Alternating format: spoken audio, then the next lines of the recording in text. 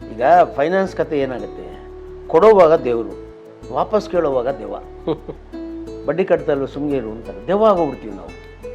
So ನಾನು ಅಲ್ಲಿವರೆಗೂ ಭಾಳ ಸ್ಟ್ರಿಕ್ಟ್ ಆಗಿದ್ದವನು. ಅವತ್ತು ನಿರ್ಧಾರ ಮಾಡ್ತೀನಿ, ಈ ಬಡ್ಡಿ ಬಿಸ್ನೆಸ್ ಇನ್ನು ನಾನು ಸಾಯೋವರೆಗೂ ಮಾಡಬಾರ್ದು. ನಿಮ್ಗೆ ಗೊತ್ತಿರಲಿ, ಭಾಳಷ್ಟು ಜನ ಸಿನಿಮಾದಲ್ಲಿ ಇದ್ದಾರೆ, ನನ್ನ ಹತ್ರ ದುಡ್ಡು ತೊಗೊಂಡಿರೋರು ಭಾಳಷ್ಟು ಜನ ಇದ್ದಾರೆ. ಅದೆಲ್ಲ ಗೊತ್ತು, ಇವತ್ತಿಗೂ ಇದ್ದಾರೆ, ತುಂಬ ಜನ ಇದ್ದಾರೆ ಗೊತ್ತು. ನಾನು ತಿರ್ಗಿ ಅವ್ರನ್ನ ದುಡ್ಡೇ ಕೇಳಲಿಲ್ಲ, ನಾನು ಬಡ್ಡಿ ಬಿಡಿ ಅಸಲು ಕೇಳಲಿಲ್ಲ. ಲಕ್ಷಾಂತರ ರೂಪಾಯಿ ಸರ್, ಸಣ್ಣ ಕೋಟ್ಯಾಂತರ ರೂಪಾಯಿ ಎಲ್ಲಿ ನಿಲ್ಲಿಸಿದ್ದೆ ಕೆಲಸ ನಮ್ಮ ಸಮಾಜದ್ದು, ಅಲ್ಲಿ ಮತ್ತೆ ಶುರು ಮಾಡ್ತೀನಿ. ಆವಾಗ 24/7 ಸಮಾಜದ ವ್ಯಕ್ತಿ ಆಗ್ತೀನಿ. No business man, nothing. ನೋಡಿ, ಸಕ್ಸಸ್ ಒಬ್ಬನ ಹತ್ರನೇ ಇರೋದಿಲ್ಲ. ಇವತ್ತು ನಿಮ್ಮ ಹತ್ರ ಇರುತ್ತೆ, ನಾಳೆ ಅವ್ರ ಹತ್ರ ಇರುತ್ತೆ, ನಾಳೆ ಇವ್ರ ಹತ್ರ ಇರುತ್ತೆ, ನನ್ನ ಹತ್ರ ಬರುತ್ತೆ. ಆಮೇಲೆ ಒಂದು ನೀವೇನು ಕೊಡ್ತೀರೋ ನಿಮ್ಗೆ ಅದು ಹೆಂಗೋ ಬೇರೆ ರೀತಿಯಲ್ಲಿ ರಿಟರ್ನ್ಸ್, ಕರ್ಮ ರಿಟರ್ನ್ಸ್ ಅಂತಾರಲ್ಲ, ಹಂಗೆ ಧರ್ಮನೂ ರಿಟರ್ನ್ಸೇ. ಸೂಪರ್, ಇದು ಒಳ್ಳೆ ಮಾತ, ಧರ್ಮ ರಿಟರ್ನ್ಸ್, ಸೂಪರ್ ಸರ್.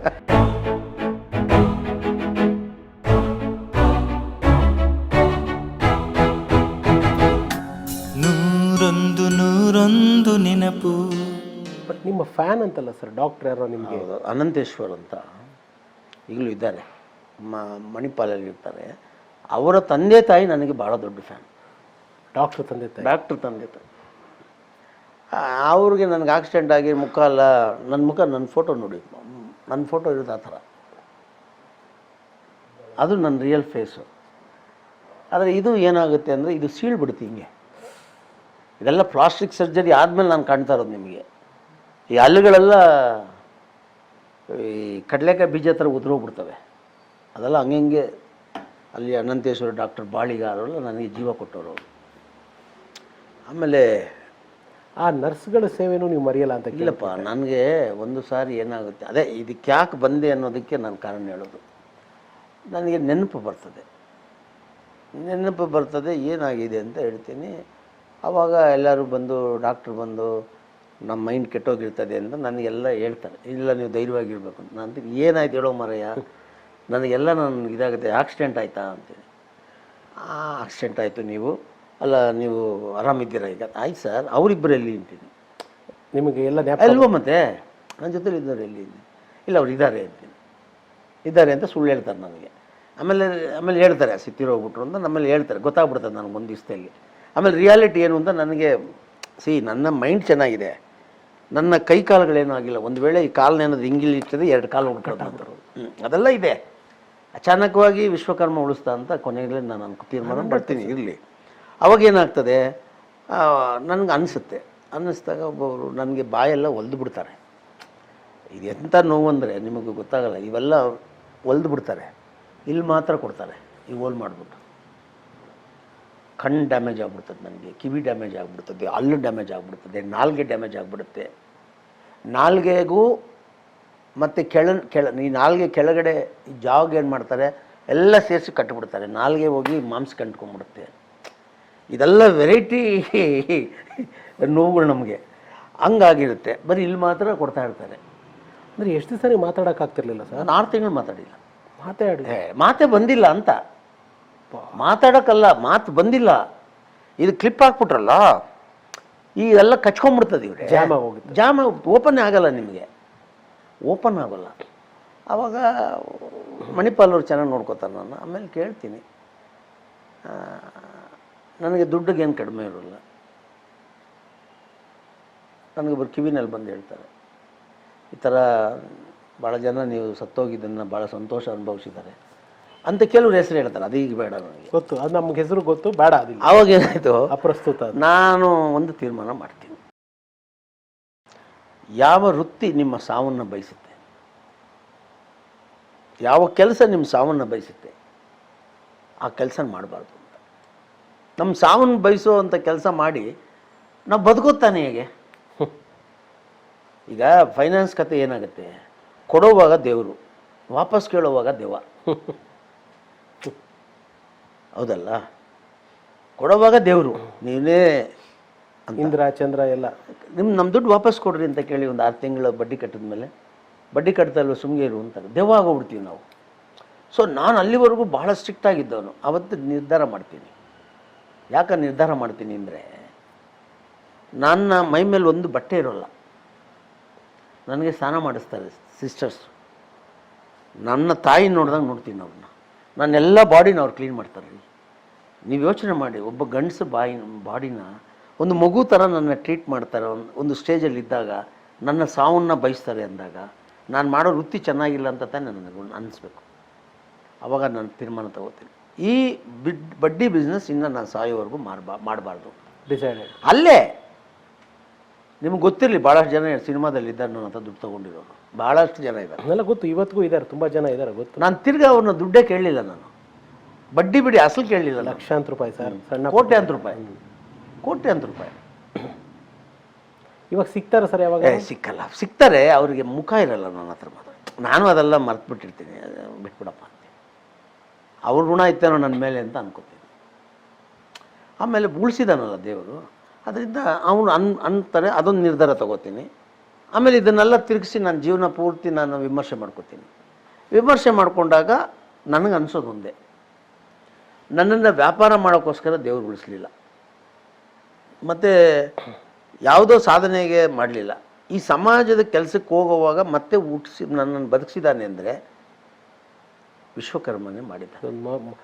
ವಿಶ್ವಕರ್ಮದ ಮರುಜನ್ಮ ಅಲ್ವ? ಮತ್ತು ವಿಶ್ವಕರ್ಮ ಕಾಳಿಕಾದೇವಿ ನನ್ನನ್ನು ಮತ್ತೆ ಬದುಕಿಸಿದ್ದಾರೆ ಅಂದರೆ ಇನ್ನು ನನ್ನ ಸಾಯೋವರೆಗೂ ನಾನು ಈ ಸಮಾಜಕ್ಕೆ ಸೇವೆ ಮಾಡಬೇಕು. ಅಂದರೆ ಸೇವೆ ಅಂದರೆ ಏನು, ವ್ಯವಹಾರ ಅಲ್ಲ, ಆ ಸಮಾಜನ ಸರಿಯಾದ ರೀತಿಯಲ್ಲಿ ತಗೊಂಡು ಹೋಗುವಂಥದ್ದು, ಅದಕ್ಕೆ ಗೌರವ ಕೊಡಿಸುವಂಥದ್ದು, ಆ ಸಮಾಜದಲ್ಲಿ ಹುಟ್ಟಿದವ್ರಿಗೆ ಒಂದು ಸಾಮಾಜಿಕ ನ್ಯಾಯ ಕೊಡಿಸುವಂಥ ನಿಟ್ಟಿನಲ್ಲಿ ಹೋಗಬೇಕು. ಇದಕ್ಕೆ ನಾನು ಹೋಗ್ಬಿಡ್ತೀನಿ. ಆಮೇಲೆ ಬರ್ತೀನಿ, ಎಲ್ಲಿ ನಿಲ್ಲಿಸಿದ್ದೆ ಕೆಲಸ ನಮ್ಮ ಸಮಾಜದ್ದು ಅಲ್ಲಿ ಮತ್ತೆ ಶುರು ಮಾಡ್ತೀನಿ. ಆವಾಗ 24/7 ಸಮಾಜದ ವ್ಯಕ್ತಿ ಆಗ್ತೀನಿ, ನೋ ಬಿಸ್ನೆಸ್ ಮ್ಯಾನ್, ನಥಿಂಗ್. ಇದು ನಿಮಗೆ ಈ ರಿಕವರಿ ಪ್ರಾಸೆಸ್ ಎಷ್ಟು ದಿವಸ ತಗೋತು ಸರ್? 1.5 ವರ್ಷ ಆಯಿತು. 1.5 ಇಯರ್. ನಮ್ಮ ಸಮಾಜದಿಂದ ನಾನು ತುಂಬ ನೋವು ಅನುಭವಿಸಿದ್ದೀನಿ. ಓ, ತುಂಬ ಅಂದರೆ ತುಂಬ ಅಲ್ಲ ರೀ, ರಾಜ ಇದ್ದವನು ಅಂದಂಗೆ ನಾನು ಮಹಾರಾಜ ಥರ ಇದ್ದೆ. ನಾನು ಆಕ್ಸಿಡೆಂಟ್ ಮಾಡ್ಕೊಂಡಿದ್ದೇನಕ್ಕೆ?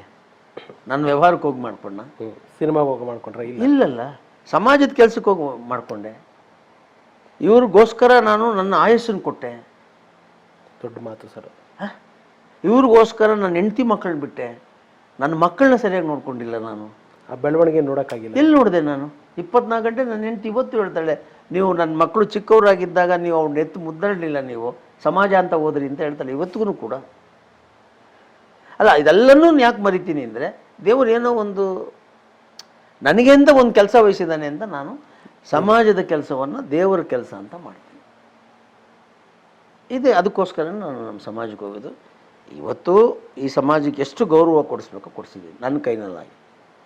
ವಿಶ್ವಕರ್ಮ ಜಯಂತಿ, ವಿಶ್ವಕರ್ಮರೇ ಯಾರು ಅಂತ ಗೊತ್ತಿರಲಿಲ್ಲ ಈ ರಾಜ್ಯದಲ್ಲಿ. ಈ ಸಮಾಜವನ್ನು ಭಾಳ ಹೀಯಾಳಿಸ್ತಾ ಇದ್ರು. ನಾನು ಬಂದ ನಂತರ ಇದಕ್ಕೆ ಗೌರವ ಕೊಡೋಕೆ ಸಮಾಜದ ಒಂದು ಹೆಸರನ್ನ ಇಟ್ಕೊಂಡು ಸಿಂಗ್ಯುಲರಲ್ಲಿ ಕರೆಯೋರು. ಹೌದಪ್ಪ, ಆ ಪ್ರಯೋಗಗಳು ನನಗೆ ಆ ಭಾಷೆಗಳಿಗೆ ಬಳಸೋಕೆ ಇಷ್ಟ ಇಲ್ಲ. ಹೌದು, ಆದರೆ ಅದಕ್ಕೊಂದು ಬ್ರ್ಯಾಂಡ್ ತಂದುಕೊಟ್ರಿ ಸರ್ ನೀವು.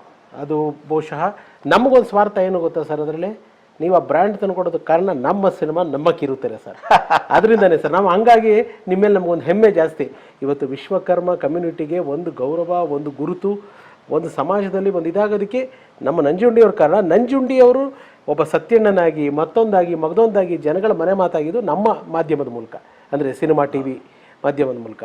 ಆ್ಯಂಡ್ ಸಿನಿಮಾ ಬಗ್ಗೆ ಕೇಳಬೇಕಂದ್ರೆ ನಂಜುಂಡಿ ಸರ್, ನಿಮ್ಮ ಹತ್ರ ಸಾಕಷ್ಟು ಅದ್ಭುತವಾದ ಕಥೆಗಳ ರೈಟ್ಸ್ ಇದೆ. ಅಂದರೆ ನನಗೆ ಸೂರಪ್ಪ ಬಾಬು ಅಂತ ನಿರ್ಮಾಪಕರು, ವಿಷ್ಣು ಸರ್ ಸಿನಿಮಾ ಎಲ್ಲ ಮಾಡಿದವರು, ಅವ್ರು ನನಗೊಂದು 2-3 ಸತಿ ಫೋನ್ ಮಾಡಿ ಕೇಳಿದರು, ನಿಮ್ಮ ಹತ್ರ ಆನಂದಮ್ ಅನ್ನೋ ಒಂದು ಸಿನಿಮಾ, ತಮಿಳು ಸಿನಿಮಾದ ರೈಟ್ಸ್ ಇದೆ. ಮುರಳಿಯವರು, ಮಮ್ಮೂಟಿ ಮುರಳಿಯವರೆಲ್ಲ ಮಾಡಿದ ಪಿಕ್ಚರು, ಆ ರೈಟ್ಸ್ ಇದೆಯಾ ಕೇಳೋರಿಗೂ ಅದು ಇನ್ನೊಂದು ಯಜಮಾನ ಆಗುತ್ತೆ ಅಂತ.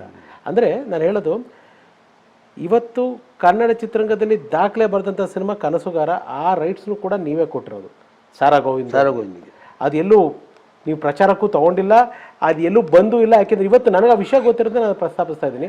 ಅಂದರೆ ನಾನು ಹೇಳೋದು, ಸೂಪರ್ ಹಿಟ್ ಸಿನಿಮಾಗಳ ಆ ಜಡ್ಜ್ಮೆಂಟ್ ನಿಮ್ಮದು ಹೆಂಗೆ ಸರ್? ಹೆಂಗೆ ಅದು ಇವತ್ತಿಗೂ ಆನಂದಮ್ ರೈಟ್ಸ್ ನಿಮ್ಮ ಹತ್ರನೇ ಇದೆಯಾ, ಯಾರಿಗಾರು ಕೊಟ್ಬಿಟ್ರ ಸರ್? ಅದ್ರ ಜೊತೆಗೆ ಇನ್ನೊಂದು 7-8 ಇದೆ. ಅದನ್ನ ಹಾಗೆ ಇಟ್ಟಿದ್ದೀನಿ. ಸೂರಪ್ಪ ಬಾಬು ಬಂದು ಕೇಳಿದರು ನನಗೆ, ಇಲ್ಲ ಇಡಪ್ಪ ಮುಂದೆ ನೋಡೋಣ ಅಂತ ಹೇಳಿದ್ದೆ ನಾನು. ಭಾಳ ಒಳ್ಳೊಳ್ಳೆ ಪಿಕ್ಚರ್ ರೈಟ್ಸ್ ಎಲ್ಲ ನನ್ನ ಹತ್ರ ಇದೆ. ಅದನ್ನು ಮುಂದೊಂದು ದಿನ ಮಾಡೋಣ. ಅಂದರೆ ಇಷ್ಟಕ್ಕೆ ಜಮಾನ ಮುಗ್ದೋಗಿಲ್ವಲ್ಲ, ಅದಕ್ಕೆ ನಾವೆಲ್ಲ ಬಿದ್ದೋಗೋ ಗಿರಾಕಿಗಳಲ್ವಲ್ಲ. ಅದು ಸರಿ, ಯಾವಾಗ ಎದ್ದು ನಿಂತ್ಕೊಂಡು ಮಾಡಿದ್ರೆ ಆಯಿತು. ಅದು ದೇವರು ಎಲ್ಲವೂ ಅನುಕೂಲ ಕೊಟ್ಟಾಗ ನಮ್ಮ ಕೈಲಿ ಆಗಿಲ್ಲ ಅಂದಾಗ ಅದನ್ನು ಕೊಲ್ಲಬಾರ್ದು, ಇನ್ನೊಬ್ಬರಿಗೆ ಕೊಟ್ಟು ಅದನ್ನು ಬದುಕಿಸು ಅಂತ ಹೇಳಬೇಕು. ಅಂಥ ಸಂದರ್ಭ ಬಂದರೆ ಕೊಡ್ತೀನಿ, ಆದರೆ ಈಗ ಅಲ್ಲಿ ಕೊಡುವಂಥ ಪರಿಸ್ಥಿತಿ ಇಲ್ಲ.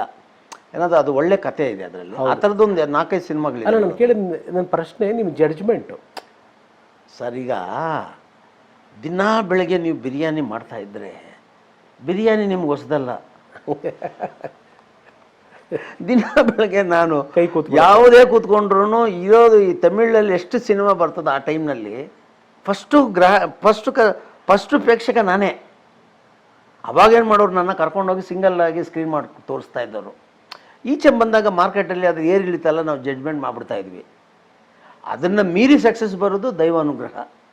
ಒಂದು ಸಣ್ಣ ಜಡ್ಜ್ಮೆಂಟ್ ಇರುತ್ತಲ್ಲ ನಮಗೆ, ಅಲ್ಲಿ ಏನು ನೋಡ್ತಾರೆ, ಇಲ್ಲಿ ನೇಟಿವಿಟಿ ಇದೆಯಾ, ಅಲ್ಲಿ ನೇಟಿವಿಟಿ ಇದೆಯಾ ಅಂದರೆ ಅಲ್ಲೂ ಅಪ್ಪ ಇಲ್ಲೂ ಅಪ್ಪನೇ ತಾನೇ ಆಯ್ತಾನೆ. ಕರೆಕ್ಟ್, ಅದೇ ಎಮೋಷನ್ ಸರ್, ಅದೇ ಎಮೋಷನ್ನು. ಅದರಿಂದ ಅದೇನು ದೊಡ್ಡದೇನಾಗಲ್ಲ. ಅದು ಒಳ್ಳೆ ಟೈಮ್ ನಿಮ್ಮ ಹತ್ರ ಇದ್ದಾಗ ಎಲ್ಲ ಒಳ್ಳೆಯದೇ ಆಗುತ್ತೆ, ಆಟೋಮೆಟಿಕ್ ಆಗುತ್ತೆ. ಭಾವನೆಗಳು ಒಂದೇ, ಭಾಷೆ ಬೇರೆ ಅಷ್ಟೇ. ನಾನು ಹೇಳಿದ್ದೀನಲ್ಲ, ಭಾವನೆಗಳು ಒಂದೇ, ಭಾಷೆಗಳು ಬೇರೆ ಬೇರೆ, ಆದರೆ ವಿಷಯ ಒಂದೇ. ಸಿನಿಮಾದವನಾಗಿ ನಿಮಗೆ ಥ್ಯಾಂಕ್ಸ್ ಹೇಳ್ತೀನಿ. ಸಾರಾ ಗೋವಿಂದು ಅಂತ ಒಬ್ಬ ನಿರ್ಮಾಪಕ ಬಹಳ ಕಷ್ಟದ ಪರಿಸ್ಥಿತಿಲಿದ್ದಾಗ ನೀವು ಅವರಿಗೆ ಕೊಟ್ಟಂಥ ಸಿನಿಮಾನೇ ಕನಸುಗಾರ. ದುಡ್ಡು ಕೊಟ್ಟರು, ಆದರೆ ಕೊಡ್ತಾ ಇರಲಿಲ್ಲ. ಇವಾಗ ಆನಂದಮ್ಗೆ ನಿಮಗೆ ದುಡ್ಡು ಕೊಡಲ್ಲ ಅಂತ ಹೇಳಿಲ್ಲ, ಸೂರಪ್ಪ ಬಾಬು ತುಂಬ ದೊಡ್ಡ ಅಮೌಂಟ್ ಕೇಳಿದ್ರು ನಿಮಗೆ ಆ ಸಿನಿಮಾ ರೈಟ್ಸ್ಗೆ. ನನಗೆ ಗೊತ್ತಿರೋಂಗೆ ವಿಷ್ಣು ಸರ್ ಶಿವಣ್ಣನ ಕಾಂಬಿನೇಷನ್ ಮಾಡಬೇಕು ಅಂತ ತುಂಬ ದೊಡ್ಡ ಮೊತ್ತಕ್ಕೆ ಅವ್ರು ನಿಮ್ಗೆ ಆಫರ್ ಮಾಡಿದ್ರು. ನೀವು ದುಡ್ಡಿಗಲ್ಲ ಸರ್, ದುಡ್ಡು ಕೊಟ್ಟರು ಅಂತ ನೀವು ಹೇಳ್ಬೇಡಿ, ಯಾಕೆಂದರೆ ನಂಜುಂಡಿಯವರು ದುಡ್ಡಿಗಲ್ಲ ಸರ್, ಅವ್ರಿಗೋದು ಮಾನವೀಯತೆಗೆ. ಅವತ್ತಿನ ಆ ಪರಿಸ್ಥಿತಿಗೆ ನೀವು ಇದು ಮಾಡಿದ್ರಿ. ಸೊ ಒಬ್ಬ ಉದ್ಯಮದ ನಿರ್ಮಾಪಕನ ಉಳಿಸಿದ್ರಿ, ಅದಕ್ಕೆ ನಾನು ಥ್ಯಾಂಕ್ಸ್ ಹೇಳಿದೆ. ನಾನು ನಿಮಗೆ ಸರ್ ಗೋವಿಂದು ನನ್ನ ಫ್ರೆಂಡು, ಅವತ್ತವರು ರಿಕ್ವೆಸ್ಟ್ ಮಾಡಿದ್ರು ಕೊಟ್ಬಿಡಿ ನಾನೇ ಮಾಡ್ತೀನಿ ಅಂತ. ಆಮೇಲೆ ಅವ್ರಿಗೆ ರವಿಚಂದ್ರನು ಡೇಟ್ ಕೊಡ್ತೀನಿ ಆಫೀಸ್, ಹೌದು ಮಾಡ್ತೀನಿ ಅಂತ. ಹೆಡ್ದೆಮ್ಡು ಏನಂತೆ, ಇವಾಗ ಆಯಿತು ನೋಡಿ, ಸಕ್ಸಸ್ ಒಬ್ಬನ ಹತ್ರನೇ ಇರೋದಿಲ್ಲ. ಇವತ್ತು ನಿಮ್ಮ ಹತ್ರ ಇರುತ್ತೆ, ನಾಳೆ ಅವ್ರ ಹತ್ರ ಇರುತ್ತೆ, ನಾಳೆ ಇವ್ರ ಹತ್ರ ಇರುತ್ತೆ, ನನ್ನ ಹತ್ರ ಬರುತ್ತೆ. ಆಮೇಲೆ ನೀವೇನು ಕೊಡ್ತೀರೋ ನಿಮ್ಗೆ ಅದು ಹೆಂಗೋ ಬೇರೆ ರೀತಿಯಲ್ಲಿ ರಿಟರ್ನ್ಸ್, ಕರ್ಮ ರಿಟರ್ನ್ಸ್ ಅಂತಾರಲ್ಲ ಹಂಗೆ, ಧರ್ಮನೂ ರಿಟರ್ನ್ಸೇ. ಸೂಪರ್, ಇದು ಒಳ್ಳೆ ವಾದ. ಧರ್ಮ ರಿಟರ್ನ್ಸ್ ಸೂಪರ್ ಸರ್, ಕರ್ಮ ರಿಟರ್ನ್ಸ್ ಮಾಮೂಲು, ಇದು ಸೂಪರ್ ಬರುತ್ತೆ ಅಂದೆ. ಅದು ಹಂಗೆ, ಅದು 2 + 2 4 ಆಗುತ್ತೆ ಯಾವಾಗಲೂ ಲೆಕ್ಕಾಚಾರದಲ್ಲಿ, 6 ಆಗಲ್ಲ 8 ಆಗಲ್ಲ. ಸೊ ಈ ಒಂದು ನಿರ್ಧಾರದಿಂದನೇ ನೀವು ಉದ್ಯಮದಿಂದ ದೂರ ಉಳ್ಕೊಂಡಿರೋದು ಸರ್? ದೂರ ಉಳ್ಕೊಂಡಿಲ್ಲ, ನಾನು ಸಮಾಜಕ್ಕೆ ಬಂದಾಗ ಇದೆಲ್ಲ ನನಗೆ ಅನಿಸ್ಲಿಲ್ಲ, ದೊಡ್ಡದು ಅನ್ನಿಸ್ಲಿಲ್ಲ. ನಮ್ಮ ನೋಡ್ರಿ, ಒಂದು ಇತಿಹಾಸ ಇರ್ತಕ್ಕಂಥ ಒಂದು ಸಮಾಜ, ಈ ದೇಶಕ್ಕೆ ಕೊಟ್ಟಿರೋ ಕೊಡುಗೆಗಳು, ಈಗೇನು ಹಿಂದುತ್ವ ಅಂತಾರೆ, ಹಿಂದುತ್ವ ಒಂದೇ ಅಲ್ಲ, ಹಿಂದುತ್ವ ಮಾತ್ರ ಅಲ್ಲ, ನಾಗರಿಕತೆಗೆ, ಸಂಸ್ಕೃತಿಗೆ ಇನ್ನೊಂದು ಹೆಸರು ವಿಶ್ವಕರ್ಮ. ಹೌದು ಸರ್. ಸರ್ ದೇವ್ರ ಜೊತೆ ಡೈರೆಕ್ಟಾಗಿ ಕಾಂಟ್ಯಾಕ್ಟಲ್ಲಿ ಇರೋರು ಸರ್ ನೀವು. ಅದರಿಂದ ಅಂಥ ಸಮಾಜ, ಅಂಥದ್ದು ಯಾರೋ ಒಬ್ಬರೋ ಇಬ್ಬರು ನನ್ನನ್ನು ಗೊತ್ತು ಮಾಡಿದ್ದಲ್ಲ, ಈ ಸಾವು ಏನು ಅಂತ ತೋರಿಸಿ ಮತ್ತೆ ಬದುಕಿಸಿದ್ದಾನೆ ಅಂತ ಅಂದರೆ ಅದು ಏನೋ ವಿಷಯ ಇದೆ ಅಂತ ನಾನು ಇವತ್ತಿಗೂ ಕೂಡ ನಮ್ಮ ಸಮಾಜವನ್ನು ನಾನು ಭಾಳ ಪ್ರೀತಿಸ್ತೀನಿ, ಹಾಗೆ ಎಲ್ಲ ಸಮಾಜಗಳನ್ನು ಪ್ರೀತಿಸ್ತೀನಿ. ಬಟ್ ಏನಪ್ಪ ಅಂತ ಹೇಳಿದ್ರೆ, ಪ್ರತಿಯೊಂದು ಸಮಾಜಕ್ಕೂ ಒಬ್ಬೊಬ್ಬ ನಾಯಕ ಇರಬೇಕು ಅಂತ ಬಯಸೋದು ನಾನು. ಇಲ್ಲದೆ ಹೋದರೆ ಡೆಮಾಕ್ರಸಿನಲ್ಲಿ ಇಗ್ನೋರ್ ಮಾಡ್ತಾರೆ, ಮೂಲೆ ಗುಂಪು ಮಾಡ್ತಾರೆ. ಈ ಸಮಾಜಕ್ಕೆ ಎಲ್ಲರದ್ದು ಕೂಡ ಕಾಂಟ್ರಿಬ್ಯೂಷನ್ ಇದೆ, ಈ ದೇಶದ ಬೆಳವಣಿಗೆಗೆ, ಈ ದೇಶವನ್ನು ಗುರುತಿಸೋದಕ್ಕೂ ಕೂಡ, ಅಭಿವೃದ್ಧಿಗೆ ಎಲ್ಲರ ಕಾಂಟ್ರಿಬ್ಯೂಷನ್ ಇದೆ.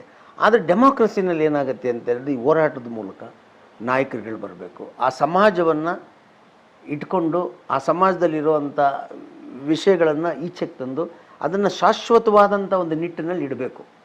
ಆ ಥರ ಎಲ್ಲ ಸಮಾಜಗಳು ಮಾಡಬೇಕು. ಈಗ ಏನು ಮಾಡೋದು, ಈ ಸಮಾಜಕ್ಕೆ ನಾನೊಬ್ಬ ಬಂದೆ, ಅದರಿಂದ ಈ ಸಮಾಜಕ್ಕೆ ಏನೆಲ್ಲ ಬೇಕು ನೋಡಿ. ವಿಶ್ವಕರ್ಮ ಜಯಂತಿ ಅನ್ನೋದೊಂದು ಕಾರ್ಯಕ್ರಮವನ್ನು ಸರ್ಕಾರದಿಂದ ಮಾಡಿಸಿದೆ. ಅದಕ್ಕೆ ಸುಮಾರು ನಾನು 8 ವರ್ಷ ಒಂದೇ ಒಂದು ಉದ್ದೇಶ ಇಟ್ಕೊಂಡು ಮಾಡಿದೆ. ನಾನು ಪಾದಯಾತ್ರೆಗಳು ಮಾಡಿದೆ, ಹೋರಾಟಗಳು ಮಾಡಿದೆ, ಲಕ್ಷಾಂತರ ಜನ ಸೇರಿಸಿದೆ. ಅದು ಆಯಿತು.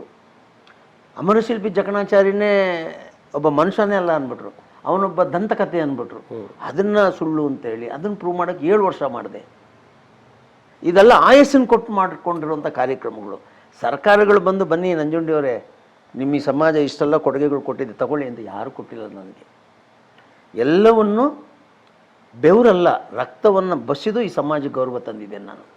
ನನ್ನ ಜೊತೆಗೆ ಭಾಳಷ್ಟು ಲೀಡರ್ಗಳು, ಸ್ವಾಮೀಜಿಗಳು ಹೋರಾಟ ಮಾಡಿ ಈ ಸಮಾಜಕ್ಕೆ ಅವ್ರದ್ದೇ ಆದಂಥ ಋಣ ತೀರಿಸಿದ್ದಾರೆ. ಹಂಗೆ ಎಲ್ಲ ಸಮಾಜದವರು ಅವರವರ ಇದನ್ನು ಬೆಳಗಿಸ್ಬೇಕು ಅಂತ ನನ್ನ ಉದ್ದೇಶ. ದೇವ್ರು ಮಾಡ್ತಾನೆ, ಇವತ್ತೆಲ್ಲ ನಾಳೆ ಎಲ್ಲರಿಗೂ ಒಳ್ಳೇದು ಮಾಡ್ತಾನೆ. ಅದಕ್ಕೆ ನಾನು ಈ ಸಮಾಜದಲ್ಲಿ. ನೀವು ಎಷ್ಟು ಎಥಿಕ್ಸ್ ಇರೋ ಮನುಷ್ಯ ಅಂತಂದರೆ, ಯಾವುದೇ ಧಾರಾವಾಹಿಗಳಲ್ಲಿ ನೀವು ಬಣ್ಣ ಹಚ್ಚಿ ಆ್ಯಕ್ಟ್ ಮಾಡಬೇಕಾದ್ರೆ ಸಂಭಾವನೆ ತೊಗೊಂಡಿಲ್ಲ. ಅದರಲ್ಲಿ ನಮ್ಮ ಸ್ನೇಹಿತರು NS ರಾಜ್ಕುಮಾರ್, ಗುರುದತ್ ಅವ್ರದ್ದು ವಾತ್ಸಲ್ಯ ನನಗೆ ಹೇಳಿದ್ದಾರೆ, ಕುಮಾರಣ್ಣವರು ಹೇಳಿದ್ದಾರೆ, ಗುರು ಅವರು ಹೇಳಿದ್ದಾರೆ, ಊಟನೂ ನಾವು ಬಲವಂತಕ್ಕೆ ಅವ್ರು ಮಾಡೋರು, ಇಲ್ಲ ಅವ್ರಿಗೆ ಏನು ಬೇಕೋ ಅವ್ರು ಇದು ಮಾಡೋರು, ನಾವು ಎಷ್ಟು ಹೇಳಿದ್ರು ಸಂಭಾವನೆ ತಗೊಳ್ತಾ ಇರಲಿಲ್ಲ ಅವ್ರದ್ದು. ಯಾಕೆ ಸರ್ ಅದು? ಸರ್ ನೀವು ನಾರಾಯಣ ಸರ್ ಬಿಟ್ಟರೆ ಯಾವುದು ಹೆಚ್ಚಿಗೆ ಮಾಡಿಲ್ಲ? ನಾನೇ ಮಾಡಿದೆ. ಗುರುಕಿರಣ್ ಗುರುದತ್ತದೊಂದು ಮಾಡಿದೆ, ಆಮೇಲೆ ಗಂಗೋತ್ರಿ ಮಾಡಿದೆ. ಅದರಲ್ಲಿ ಹೇಳ್ಬೇಕು ಮೆಸೇಜ್ ಅಂತ. ಅದು ನಾನು 7 ವರ್ಷ ತಗೊಂಡು 7 ವರ್ಷ ನಡೀತದ್ದು. ಮೆಗಾ ಅಲ್ಲ ಸರ್, 7 ವರ್ಷ. ಅದು DD1 ಮತ್ತೆ ಇದರಲ್ಲಿ 2ರಲ್ಲೂ ಒಂದಿನ ಬರೋದು.